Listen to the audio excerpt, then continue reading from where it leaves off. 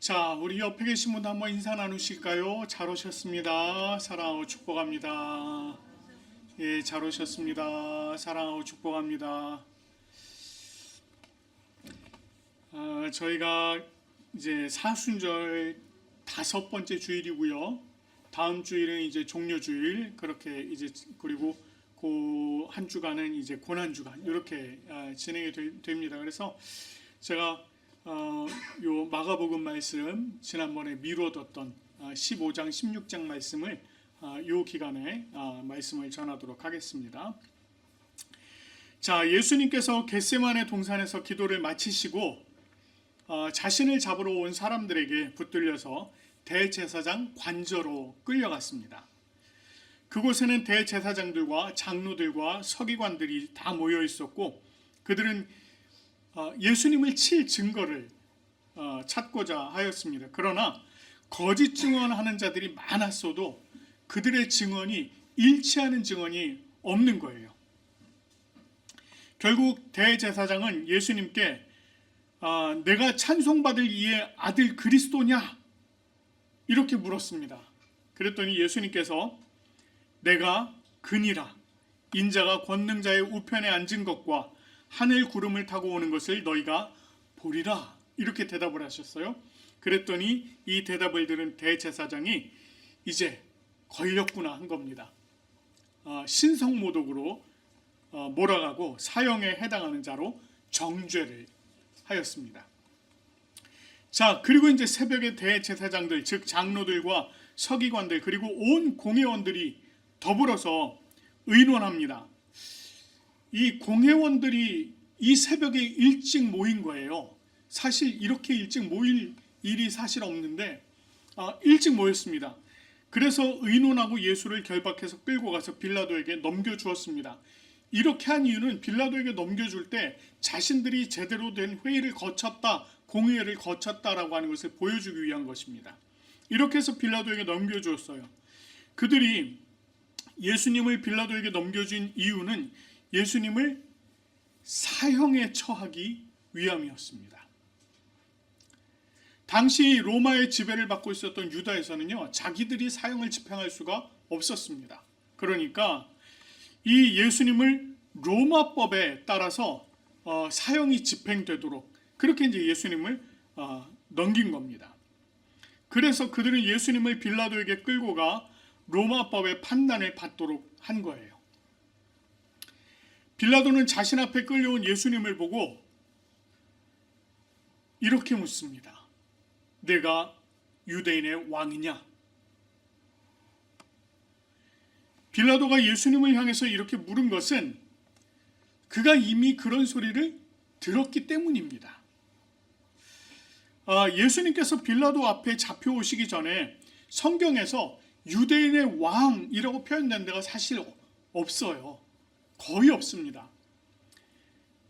마태복음 2장에 보면 예수님께서 태어나실 당시에 동방의 박사들이요, 별을 보고 찾아오죠. 그래서 예루살렘에 도착한 그 박사들이 유대인의 왕이 어디에서 나셨느냐라고 물었습니다. 그때 딱 한 번 나와요. 유대인의 왕이라고 하는 표현이 그때 딱 한 번 나옵니다. 그 후로는 이 유대인의 왕이라고 하는 직접적인 표현이 등장하는 곳이 없습니다. 그러나 빌라도가 예수님을 향해서 내가 유대인의 왕이냐라고 물어볼 만한 사건은 있었습니다. 바로 예수님께서 나귀를 타고 예루살렘에 들어오신 사건이에요. 이게 예수님께서 지금 잡혀오신 이때부터 불과 닷새 전 일입니다. 예수님께서 나귀를 타고 예루살렘에 들어오실 때 사람들이요, 종려나무 가지를 꺾어들고 흔들면서 또 자신들의 겉옷을 벗어서 바닥에 깔고 외치기를 호산나 다윗의 자손이여, 주의 이름으로 오시는 이여 찬송하리로다, 우리 조상 다윗의 자손이여, 이렇게 이제 막 외쳤습니다. 이 내용을 마태복음에서는요, 호산나 다윗의 자손이여라고 외쳤고요. 누가복음과 요한복음에서는 조금 달라요. 조금 다른데 거기서는 이런 표현을 쓰고 있습니다. 우선 누가복음 말씀을 보면 찬송하리로다 주의 이름으로 오시는 왕이여라고 하는 표현이 있습니다. 여기 왕이여라고 얘기를 해요. 요한복음에서는요, 주의 이름으로 오시는 이 곧 이스라엘의 왕이시여라고 하는 표현이 있습니다. 그러니까 이스라엘의 왕이시여, 유다의 왕이시여라고 하는 이 소리를 이미 질렀다는 거예요, 사람들이. 그러니까 예루살렘에는 이 예수님을 이스라엘의 왕, 즉 유대의 왕으로 여기는 소문이 파다하게 퍼졌던 것입니다. 그 소문을 빌라도도 이미 들어본 거예요. 그리고 그 장본인이 지금 자기 눈앞에 서 있는 겁니다. 자, 이 빌라도의 질문, 내가 유대인의 왕이냐라고 하는 이 질문에 대해서 예수님께서 뭐라고 답하셨느냐면 내 말이 옳도다, 이렇게 답하셨어요. 사실 이 말은 예수님 자신에게는 불리한 진술일 수 있습니다. 당시에 로마의 황제가 있었고요, 그 황제가 인정하지 않은 자가 스스로 왕이다 라고 하는 것은 이 로마를 향한 반역이었습니다. 그렇기 때문에 사실은 이렇게 대답하는 게 굉장히 불리한 진술일 수 있어요.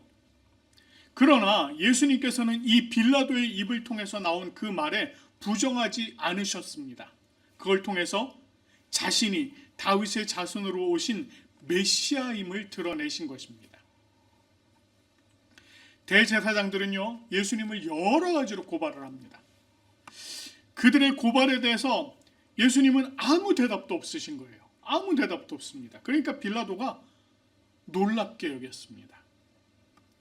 빌라도는 당시의 전례를 따라서 명절이 되면 죄수 한 사람을 놓아주는 전례가 있었거든요. 그 전례를 따라 사람을 놓아주기로 합니다. 한 사람을 얘기를 하는데 그는 밀란을 꾸미고 그 밀란 중에 살인하고 체포된 자 바라바라고 하는 자였습니다. 그리고 대제사장들과 장로들과 서기관들이 붙잡아온 유대인의 왕, 즉 예수, 둘 중 누구를 놓아줄지를 물었습니다. 여기서 이 밀란을 일으켰다라고 하는 것은요, 사실 로마를 대항해서 민중 봉기를 일으켰다는 겁니다. 반역을 저지른 거거든요, 사실. 사실 이 바라바를 풀어준다? 이거는 또 다른 밀란을 일으킬 가능성이 있는 것이기 때문에 이 자를 풀어준다는 것이 사실 큰 부담이 아닐 수가 없었습니다. 그럼에도 불구하고 빌라도가 바라바라고 하는 이 인물을 예수님과 함께 딱 세운 거예요. 그런데 여러분, 이 장면에서 우리가 그냥 넘길 수 없는 아주 중요한 의미가 있습니다. 마태복음 27장 16절 말씀을 보면은요, 요 상황에 대해서 얘기를 하고 있는데 여기 이렇게 얘기해요. 그때에 바라바라 하는 유명한 죄수가 있는데 라고 이렇게 딱 쓰고 있습니다. 근데 이 말씀을요, 우리가 헬라어 성경으로 보면 거기 놀라운 이름이 하나가 등장을 합니다. 이 바라바의 이름이 등장을 해요. 실제 이름. 한글 성경으로 안 나오거든요. 그 헬라어 성경에는 뭐라고 나오느냐면 예수스 바라바 이렇게 나옵니다. 누구라고요? 네, 그 이름이 나왔어요. 이름이 뭐예요? 예수 바라바예요. 공교롭게도 예수라고 하는 이름을 가졌습니다. 그 사람도. 자, 그런데 이 바라바라고 하는 요 말의 뜻이 있어요. 바르 이러면 누구누구의 아들 이런 뜻입니다. 그래서 우리가 나중에 이제 요한복음의 말씀을 보면 예수님께서 베드로를 부르실 때 이렇게 부르시는 장면이 있어요. 바 요나 시모나 이렇게 부르시는 장면이 있습니다. 그게 뭐냐면 요나의 아들 시모나 이런 뜻이에요. 그러니까 여기서도 지금 바르아바 이게 정확하게 바르아빠예요. 그러니까 헬라어로 발 아빠. 그러니까 아빠의 아들이라고 하는 뜻입니다. 마치 허수아비의 아들이 허수인 것처럼 그런 거예요. 아무튼 지금 이제 아빠의 아들 예수 그리고 하나님의 아들 예수, 이 둘이 딱 서 있는 겁니다. 여러분, 우리가 예전에요, 이 예수라고 하는 그 이름의 뜻을 저희가 한번 생각해 본 적이 있어요. 구약에서는 여호와는 구원자시다 라고 하는 이제 그런 의미가 있다고 얘기했습니다. 예수라고 하는 이름이. 그래서 구약에서는 여호수아 또는 예수스라고 하는 이름으로 쓰였다.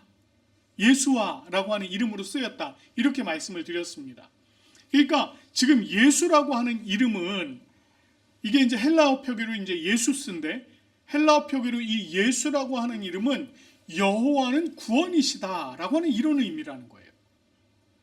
그런데 아빠의 아들 예수, 그리고 지금 오늘 함께 서 계신 예수님, 이 두 사람이 서 있는 거예요. 여호와는 구원이시다라고 했는데 이 아빠의 아들 예수는 어떤 일을 꾸몄습니까? 자기가 밀란을 일으켰어요. 밀란의 주동자였습니다.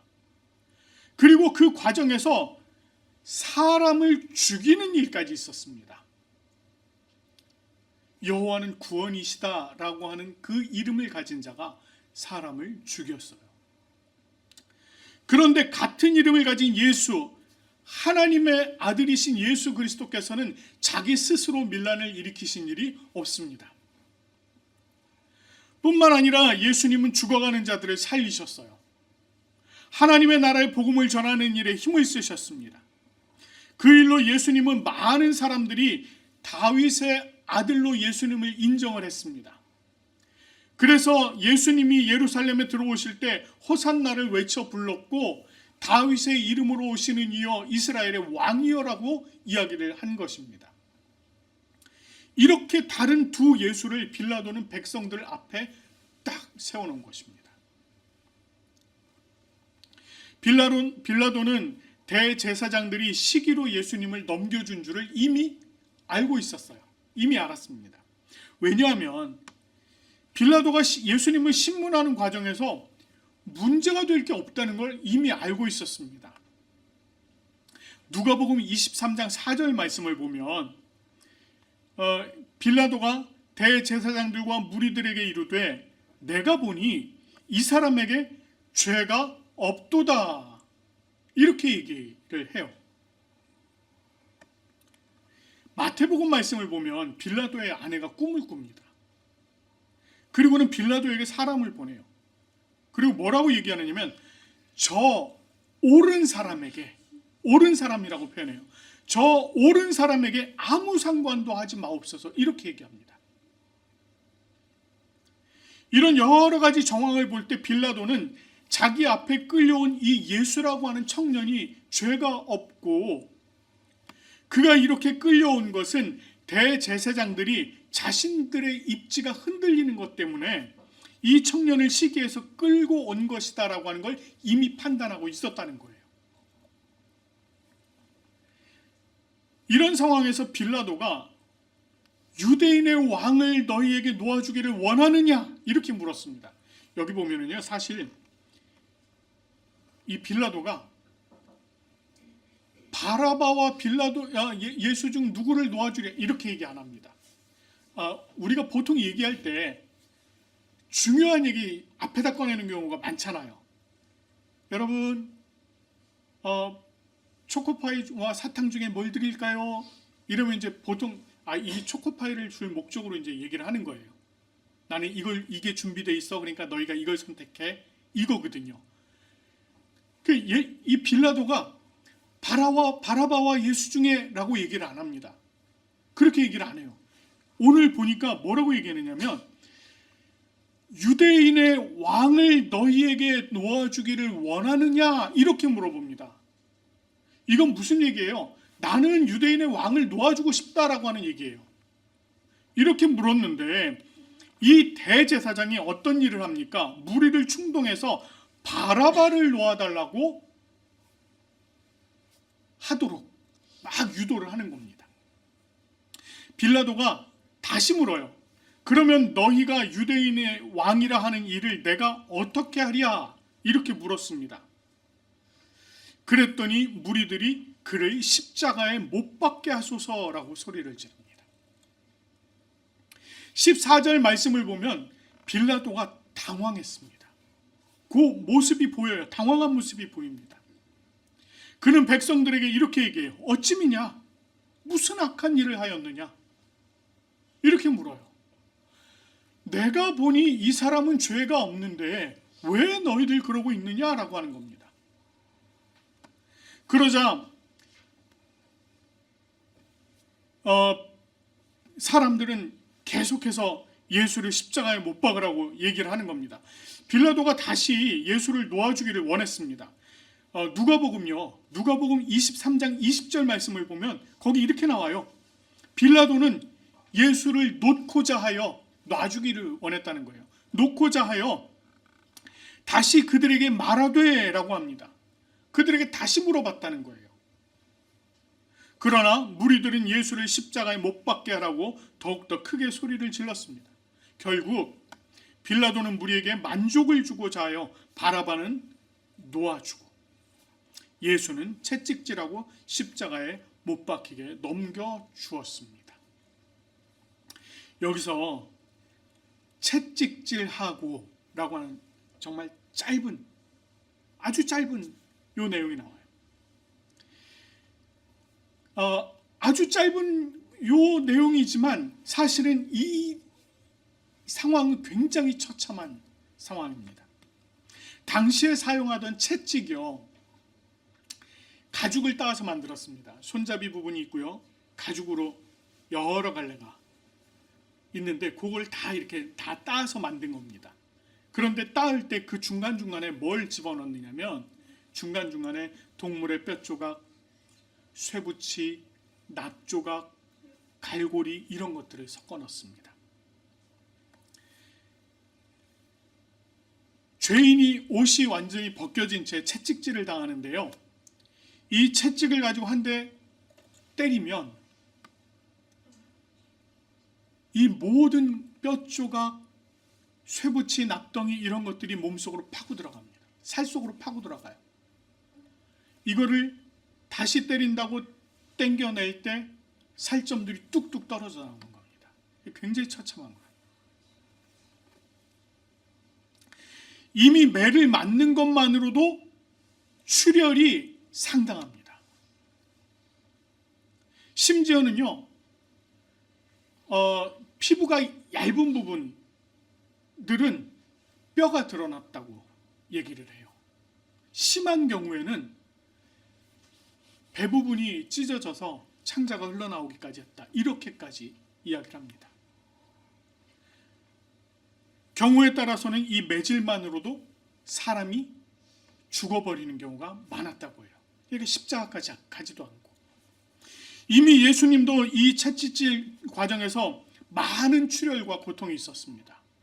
여러분, 예수님께서 십자가를 지고 가시려고 갔다가 결국은 자기 십자가 끝까지 가지를 못하십니다. 중간에 다른 사람이 져요. 왜 그랬느냐면 이미 출혈도 많고 고통도 심하고 해서 힘을 낼 수가 없는 겁니다. 그래서 그걸 다른 사람이 지고 가는 거예요. 자, 이렇게 채찍질을 하고 예수님을 군인들이 끌고 뜰 안으로 들어갑니다. 그리고 온 군대를 모읍니다. 예수님께 자색 옷을 입히고요, 가시관을 씌워요. 그리고는 그 앞에 꿇어 엎드려서 경례를 합니다. 유대인의 왕이여 평안할지어다. 여러분 한번 생각해 보십시오. 온 몸이 지금 다 찢어지고 가시관을 머리에 뒤집어 쓴 그 사람 앞에 지금 이 병사들이 모여서서 낄낄거리고 웃으면서 하는 말이 유대인의 왕이여 평안하시옵소서. 그리고는 갈대로 머리를 치고 침을 뱉으면서 조롱을 하는 겁니다. 예수님을 향한 온갖 모욕적인 언사와 희롱이 이어집니다. 이렇게 희롱을 다한 후에 그들이 자색 옷을 도로 벗기고 예수님이 입고 계셨던 그 옷을 다시 입히고 이제 십자가에 못 박으려고 끌고 나아갑니다. 오늘 본문에 보면 유대인의 왕이라고 하는 표현이 계속해서 등장하네요. 예수님께서 이 땅에 왕으로 오셨습니다. 그러나 예수님은 자신의 힘과 능력을 과시해서 백성들을 모으고 로마의 권력을 밀어내고 유다를 다시 위대하게 하기 위해 오신 분이 아니었어요. 예수님께서 왕으로 오셨다는 것은 하나님 나라의 통치자로 오신 것입니다. 하나님의 뜻이 사라져버리고 하나님의 말씀이 왜곡되고 하나님을 참되게 섬기는 일이 없어진 이 세상에 다시 하나님의 뜻을 바로 세우고 하나님의 말씀을 바로 세우고 사람들을 하나님 앞으로 다시 인도하기 위해서, 그리고 그 백성들을 다시 하나님의 백성으로 온전히 세우기 위해서 이 땅에 오신 것입니다. 그래서 예수님은요, 자신을 왕으로 꾸미지 않으셨어요. 오직 하나님의 아들로서 하나님의 뜻을 따라 순종하는 겸손한 왕으로 오셨습니다. 오죽하면 예수님께서 수건을 허리에 동이고 제자들의 발을 씻기셨을까요? 종들이 하는 일을. 예수님께서 그런 일을 하셨다는 겁니다. 왕의 모습이 아니었어요. 그러나 이 겸손한 왕이 이 땅에 오셔서 당하신 것은 이 사람의 손에서 저 사람의 손으로 넘겨짐이었습니다. 여러분, 예수님께서요, 우리 마가복음 전체, 이 마가복음 전체에서 흐르는 동사가 있어요. 몇 가지가 있는데 그 중에 아주 중요한 동사가 바로 넘겨지다라고 하는 단어입니다. 파라디도미라고 하는 이 단어인데 옆에 있는 사람에게 넘겨주다라는 거예요. 근데 이 넘겨짐이 한두 번이 아닌 겁니다. 예수님께서는 이미 제자들에게 뭐라고 말씀하셨느냐면 인자가 사람들의 손에 넘겨져 죽임을 당하리라 이렇게 말씀을 하셨고요. 그거를 조금 더 자세하게 뭐라고 말씀하셨느냐면 인자가 대제사장들과 서기관들에게 넘겨짐에 그들이 죽이기로 결의하고 이방인에게 넘겨주겠고라고 말씀하셨어요. 그들이 죽이기로 결의하고 이방인 즉 로마인들에게 넘겨주었습니다. 누가요? 대제사장과 서기관들. 그 사람들 누구라고 그랬어요? 자기 스스로를 하나님을 섬기는 자들이라고 했고 하나님의 백성이라고 얘기했던 자들입니다. 그들이 하나님의 아들 예수 그리스도를 이방인의 손에 넘겨서 죽도록 했다는 겁니다. 죽음 가운데로 넘겨버린 거예요.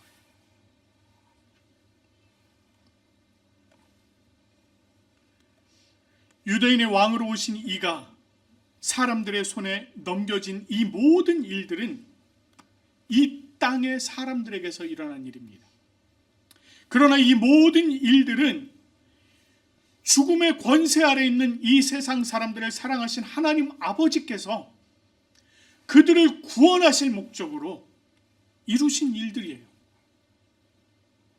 예수님께서 유대인의 왕으로 이 세상에 오신 것도 또 사람들의 손에 넘겨져 죽임을 당하신 것도 모두 다 우리에게, 저와 여러분에게 구원과 새로운 생명을 주시기 위한 것이었다는 것입니다. 그래서 요한일서 4장 9절 말씀에서는 하나님의 사랑이 우리에게 이렇게 나타난 바 되었으니 하나님이 자기의 독생자를 세상에 보내심은 그로 말미암아 우리를 살리려 하심이라 라고 전하고 있는 것입니다. 그렇습니다. 하나님의 사랑이 우리에게 이렇게 나타난 바 되었습니다. 하나님께서 우리를 사랑하셔서, 저와 여러분들을 사랑하셔서 우리에게 자기의 독생자 예수 그리스도를 이 세상에 보내주셨고 우리는 그 예수 그리스도를 믿음으로 말미암아 구원을 얻고 영원한 생명을 얻게 된 거예요. 오늘 이 자리에 나오신 여러분 모두가 하나님의 사랑과 그 은혜로 이 자리에 지금 앉아 있는 것입니다. 아멘. 우리 예수님은요, 유대인의 왕이 아닌 온 세상의 왕으로 오셨습니다. 예수님은 보이는 세계의 왕이실 뿐만 아니라 보이지 않는 세계의 왕으로 이 땅에 오셨습니다. 그 왕의 왕이신 예수님께서 우리를 위해서 겸손한 왕으로 우리에게 찾아오셨어요. 아무것도 아닌 우리에게 예수님께서 찾아오셨습니다. 그리고 그 왕께서 우리를 위해서 친히 대속 제물이 되어 주셨고 우리를 구원해 주셨습니다. 우리 모두가 그 은혜와 사랑을 늘 기억하면서 이 사순절 기간, 이제 얼마 남지 않았습니다. 이 사순절 기간 주님의 고난을 더욱더 깊이 묵상하면서 주님께 감사드리는 우리 모두가 되기를 간절히 축원합니다.